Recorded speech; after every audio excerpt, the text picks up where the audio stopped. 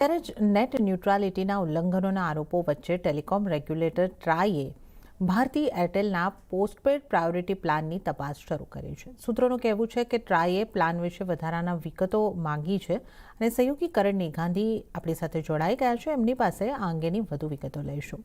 કરણ, એરટેલના priority plan ઉપર શું વિવાદ શરૂ થયો છે?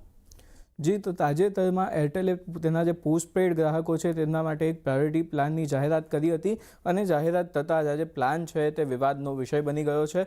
તો ભારતીય એરટેલનો આ જે પ્લાન છે તેના પર હવે જે વિવાદ થયો છે એમાં ટ્રાયની પણ એન્ટ્રી થઈ ગઈ છે અને ટ્રાય હવે આ જે પ્લાન છે તેની નેટ ન્યુટ્રાલિટી કેટલી છે તેની તપાસ અહીંયાથી કરવાનું છે, કારણ કે નેટ ન્યુટ્રાલિટીના ઉલ્લંઘનનો આરોપ જે છે તે અહીંયાથી એરટેલ પર લાગ્યો છે. આ પ્લાનને લઈને ટ્રાય જે છે તે પોતાનો એરટેલનો પ્રાયોરિટી પ્લાન છે તેની તપાસ ઓલરેડી શરૂ કરી દીધી છે અને ટ્રાય હવે ઘણી બધી વિગતો જે છે તે અહીંયાથી કંપની પાસે માંગવાનું છે આ પ્લાનને લઈને. એમાં કઈ કઈ વિગતો છે તેના પર એક નજર કરી લઈએ તો નેટવર્ક સ્ટેન્ડ અલોન ટાવર કેટલા છે કંપની પાસે આ સર્વિસ પ્રોવાઈડ કરવા માટે તેની જાણકારી એરટેલે ટ્રાયને આપવી પડશે.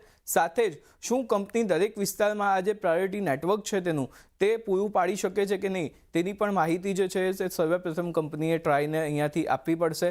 સાથે ટ્રાયે કંપનીને પ્રાયોરિટીની પરિભાષા શું છે તે પણ સ્પષ્ટ કરવા જણાવી દીધું છે. એટલે કંપની કઈ કઈ સર્વિસીસને પ્રાયોરિટીમાં ગણે છે તે ચોક્કસપણે અહીંયાથી ટ્રાયને તેમણે જણાવવું પડશે ચોખ્ખા શબ્દમાં. સાથે જ જે પોસ્ટપેડ ગ્રાહકો છે અને પ્રીપેડ ગ્રાહકો છે તેમને જે મળનારી સેવાઓ હશે તેમાં કેટલો ફરક આવશે તે તમામ પ્રકારની વિગતો પણ જે છે તે કંપની અહીંયાથી જાહેર કરવી પડશે.